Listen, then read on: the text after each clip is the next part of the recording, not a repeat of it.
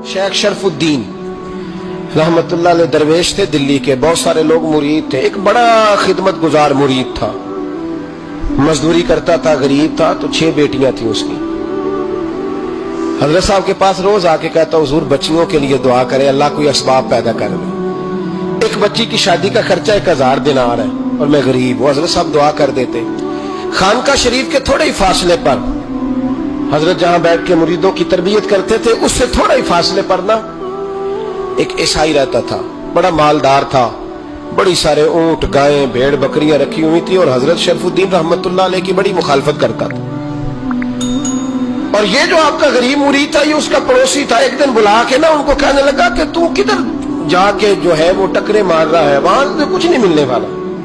वो तुझे क्या देंगे जिनकी खानका खुद चंदे पे चलती है, मदरसा चंदे पे चलता है, मस्जिद चंदे पे चलती है, तेरी बेटी का मामला कहां हल होगा? तो उस दरवेश ने कहा कि तू मेरे पीर को नहीं जानता, तू अजय मेरा महबूब नहीं डिठा, तो पता नहीं ना, तू इस रास्ते का मुसाफिर नहीं, तू नहीं जानता। उनका बस चले ना तो वो हर कीमत में मेरी बेटियों की शादी करा दे। अब वो ईसाई था, कहने लगा अच्छा चलो ठीक है, अगर इतनी बात है ना तो जाओ उनसे जाके कह दो कि 6 साल के लिए मेरे साथ मुआहदा कर ले, तो मेरे जानवरों को चारा डाल दिया करे, 6 साल ड्यूटी करे, मैं 6000 दिनार दे देता हूं। वो मेरे साथ 6 साल मेरे जानवरों को चारा डाले रखते हैं ना, अब चारा डालने के लिए एडवांस पैसे दे के। अब तो लोग उन्हें भी गुलाम ही बना लेते हैं, बड़ी थोड़ी तनख्वाह देते हैं, जुल्म करते हैं, पूरा मुआवजा नहीं देते। हजरत शेख शरफुद्दीन के बारे में वो कहने लगा, जो अपने पीर से जाके कह के मेरे जानवरों को 6 साल चारा डाले, मैं 6000 दे देता हूं, तू जो कहता है हर कीमत पे जाने को तैयार है। उसने जब ये बात की तो मुरीद ने नाराज हो गया, वो लड़ाई हो गई, गिरबान पकड़ लिया, झगड़ा हुआ, बात बड़ी दूर गई। इस तरह की बात करता मेरे हजरत के बारे में, तेरे जैसे कई मैं वहां काम पे रखा दूं। जब वो बड़ी बहस हुई, बात मोहल्ले में, इलाके में फैल गई, दुनिया ने सुन ली, तो शेख शरफुद्दीन तक भी पहुंच गई। इस तरह झगड़ा हुआ है। लोग सो गए इशा की नमाज के बाद। हजरत साहब ने ना सर पे कपड़ा लिया, उस ईसाई के दरवाजे पे दस्तक दी, वो बाहर आया, फरमाने लगे लोग तो सोच समझ के मुलाजम रखते हैं, तूने भी तो सोच ही लिया होगा, तभी तो मुझे ऑफर की है। तू अपनी ऑफर पे कायम है? वाकई मुझे रख लेगा और 6000 दिनार दे देगा? कहने लगा जा बाबा काम कर अपना। फरमाया नहीं, तूने इतने लोगों में बात की, इतनी बहस हुई, तो कायम है? कहने लगा मैं तो कायम हूं, पर आपने नहीं कायम रहना।